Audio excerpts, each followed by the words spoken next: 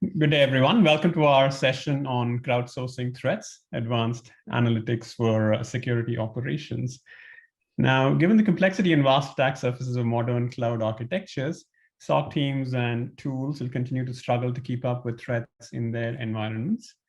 In this session, you will learn about groundbreaking analytics capabilities that leverage the collective wisdom of Sumo Logic customers to turbocharge threat assessment and prioritization, allowing SOC teams to attend to the most important threats. My name is Bashya Manant, and I lead product management for advanced analytics at Sumo Logic. Joining me today is Peter Casimir, who leads product management for SOC analyst experiences within Sumo Logic's CloudSIM enterprise solution. Can we go to the next slide? So our agenda for today: as a cloud-native platform serving thousands of customers, we believe it should be possible to leverage the wisdom and actions of SOC analysts worldwide to make everyone safer and smarter. The first two capabilities that are listed on this slide apply crowdsourced wisdom to data and findings to two of the most widely used AWS services, Amazon GuardDuty and AWS CloudTrail. And these help curate and prioritize threats from them. We're also super excited to provide a sneak peek into global intelligence for security insights. This is a brand new feature that is available for CloudSIM enterprise customers. And at its core, it leverages the actions and insights of SOC teams worldwide to provide additional context, to provide insights within CloudSIM enterprise reported in your organization. And Peter will take us through that. So can we get the next slide?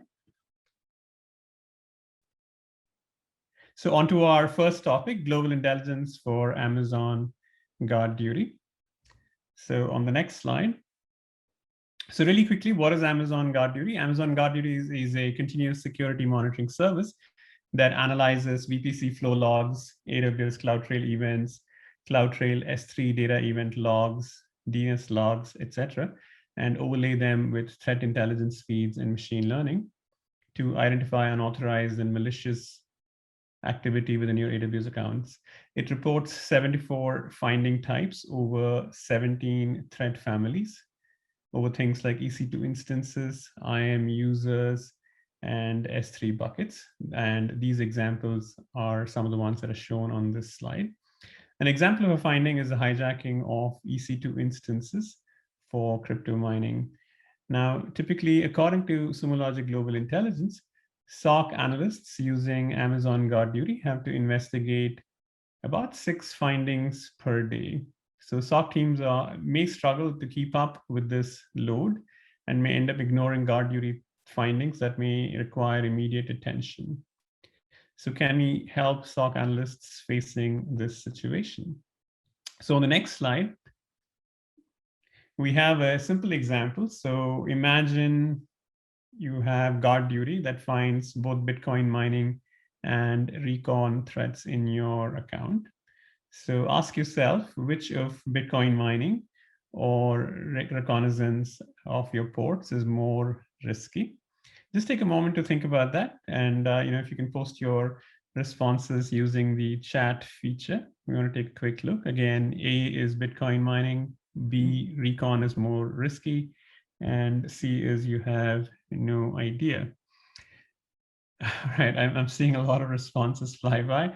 Most of you guys did say Bitcoin mining, so let's see what the data suggests. So can you show us the next slide?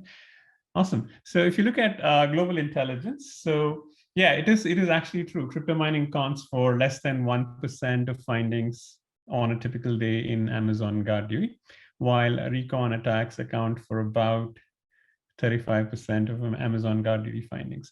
So the idea here is that you can use this notion of rarity to prioritize crypto mining threats over recon attacks. And this is the fundamental concept within this side of global intelligence, if you will. The idea here is that attackers are going to try unusual or unexpected strategies, and rarity of findings is a good proxy to catch that.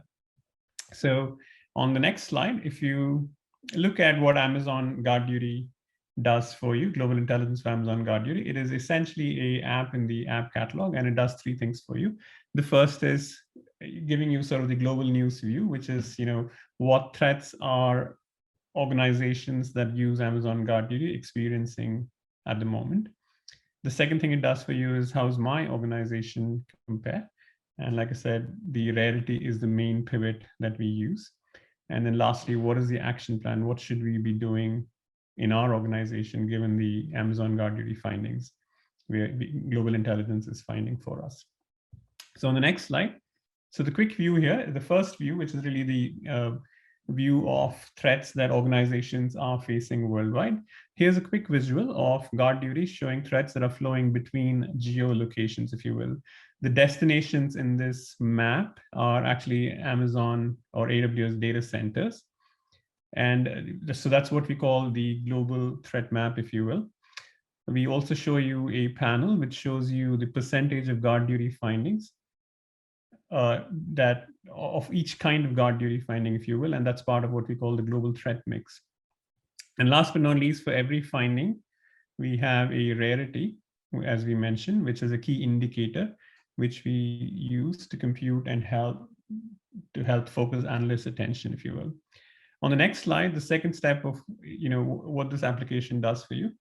Here's an example. So again, at this point, you're looking at these findings, but pivoted for your organization. So in this set of panels, what you'll actually see is how is my organization affected by the findings in Amazon GuardDuty. So what you see in this panel is an example of a customer that's not doing very well because their risk score as computed by Global Intelligence is about 88. And the reason for that is they have a few unauthorized access findings that is contributing to risk in their account. And one other thing that you'll see in this graphic is you'll see a trend line of your scores.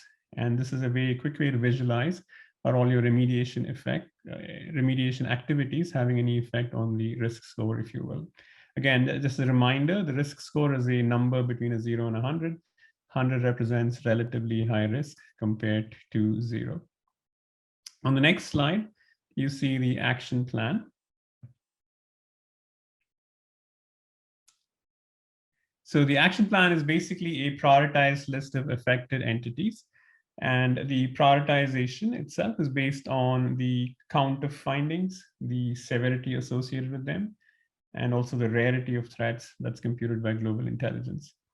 And so the main idea here is that in order for you to act on these global AWS GuardDuty findings, if you use the action plan once a day, the idea here is that you would have the ability to act on these findings and improve your security posture. So on to our next topic. So this is global intelligence for AWS CloudTrail. So AWS CloudTrail, just for context, is one of the most popular data sources for Sumo Logic customers. Now, CloudTrail, as many of you know, it records every user and API action within an AWS account. And obviously, it's a very crucial source for security signals. On the next slide, in order for us to build our intuition for global intelligence for AWS CloudTrail, here's an example of how an attacker might be shaking down your AWS account by orchestrating a set of tactics. These tactics are curated from the work of AWS penetration testers who identify tactics attackers might be using as part of an AWS breach. In this example, the attacker starts by finding credentials for an AWS account from GitHub or a similar repository, followed by other techniques such as looking for open ports on security groups associated with an EC2 instance, and then modifying the IAM privileges associated with the EC2 instance, and then ultimately stealing data from S3 buckets. Again, this is just an illustration. But the main idea is that all of these kinds of tactics, especially in production, are actually highly risky. And these are actually tactics that are inferable from CloudTrail logs. And so what this application is doing for you is, just as in the GuardDuty case, we actually calculate the prevalence of these kinds of notable events or signals, as we call them, and calculate the rarity of these tactics as a key indicator of risk associated with any given tactic. So on the next slide, So again, so what is global intelligence for AWS CloudTrail SecOps? Again, this is again an app in the catalog. It helps SOC analysts prioritize by detecting and prioritizing notable events from AWS CloudTrail logs. Now, the first thing we do here is that we need to ensure apples to apples comparisons during benchmarking. So for that, we cohort customers based on their attack surface, which we will explain in the next slide. The next thing that we do within this application is to compare customers to their cohort with respects to the tactics or notable events that are unusual in their AWS account compared to other AWS accounts profiled by Sumo Logic. And the last but not least, like before, we come up with an action plan. So on the next slide, we show the first step in the process, which is cohorting. So the idea here behind cohorting, again, apples to apples comparison is what it enables. And so the way we size up the attack surface is using the dimensions of what we call volume, variety, and velocity. So the volume represents the total number of different kinds of entities that are there in your AWS account. The variety represents the various kinds of AWS services that you might be using, S3 buckets versus EC2, versus RDS and so on. The idea here is that variety is basically complexity. So the more variety you have, the more complex is to secure each of those kinds of resources, as there's a learning curve for each of these kinds of things from a security posture perspective, hence the variety dimension. And then lastly, velocity. Velocity is really the rate of change in terms of creation, updation, deletion types of activities against your entities. Again, the intuition there is that the more often you're making changes, the more often you have the possibility of user or system errors going on, which then poses or increases your attack surface, if you will. Right. So the whole idea is that based on these dimensions, we cohort customers, and then what you see here is that we compare the counts of tactics and notable events for each AWS account and compare it with their cohort. And in this particular visualization that you see here on this slide, we represent the information based on the MITRE framework itself. So again, the main intuition here is that if you see unusual tactics based on these event counts, you should be paying attention to them. Right? On the next slide, we take the same data and then organize it by the count of the number of resources that are affected by the various tactics for a given AWS account compared with their cohort. Again, it's the same data, but it's representing it based on the count of resources, if you will. Again, like before, notable events with unusually high difference in the count of resources compared to the cohort require attention. On the next slide, we have the action plan.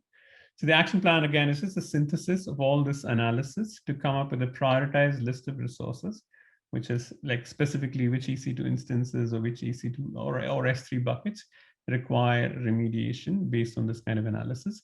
And in this particular case, the priority is based on the number of affected resources for a given notable event, how unusual or different a given account is with respect to the event count compared to the cohort. And we put those two together to come up with a score, which then helps you prioritize the action plan, if you will.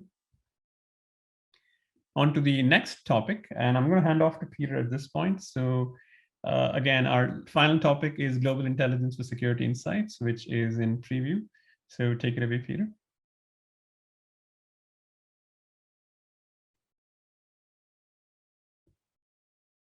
Thank you, Basham. So as you're probably aware, there's a challenge that plagues the security industry called alert fatigue. Simply put, good security systems can raise more alerts than a properly sized SOC team can realistically address. And that's why more advanced applications like CloudSIEM Enterprise take that extra step to perform an initial analysis automatically and generate, in our case, insights, potentially reducing tens of thousands of alerts per week down to a couple dozen insights. However, when a SIEM detects a potential issue, it's not always a true indication of an incident. It could be a false positive. For example, if an SSH login on port 22 is detected, it could be an attack or it could be legitimate use. When everyone started working from home last year, there was a lot of unusual privilege escalations as companies adapted. Most of those were legitimate, but some of them could have been true issues. So even with insights, security analysts still need as much context as possible to prioritize their work efficiently. Let's go ahead to the next slide. That's why we're excited about a new feature that we're working on called Global Intelligence for Security Insights. Referred to as GIS Confidence Score in the UI, this new feature will help analysts better understand if a given insight is likely to be a true positive and therefore potentially higher in priority by matching the pattern of signals seen in the insight to similar patterns from previous insights. And not just from the data from that individual company, but also from anonymized data from across our global community. Knowing the outcome of those insights, the Sumo Logic machine learning system can predict whether the new insight is a true positive or not. Go ahead to the next slide.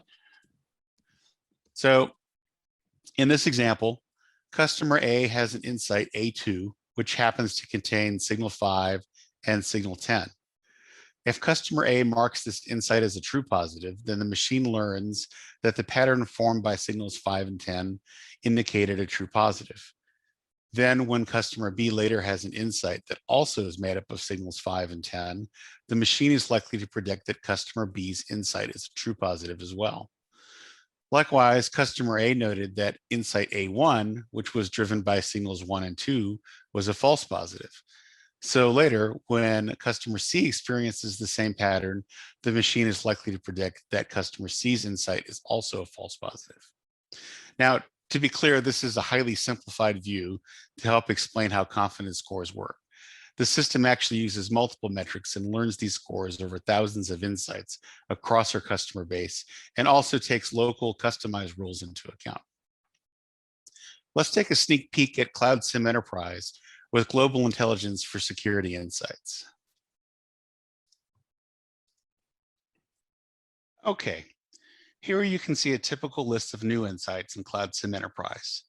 And with each insight, we'll be including a confidence score. So here you can see a 20, another 20, and a 25. The scale runs from 0 to 100, where 100 represents a high level of confidence that the insight is a true positive, and 0 represents low confidence. It's important to note that that doesn't necessarily mean the insight is a false positive. It just means the system can't make a useful prediction in that case. The analyst will be able to sort the list by confidence score as well. So let's check that out.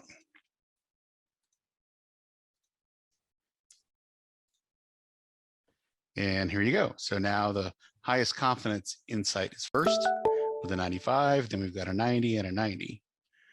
So this gives analysts a powerful new lens with which to view and prioritize insights. I also want to mention that the score is based not only on past outcomes from across our global community of customers, but also on past outcomes from this specific customer. So that means not only will the confidence scores be tuned to each specific customer's rules and behavior, but also effectively, your SOC team will be leveraging the knowledge of all of the analysts using Sumo Logic CloudSim Enterprise worldwide. Now, we'll be including the confidence score wherever the insight is displayed. So not only will it be on the list view, it'll also be on the details page, in the Kanban view, and on the heads up display. So here it is in the most recent insight on the heads up display. The score will also be available with the standard API.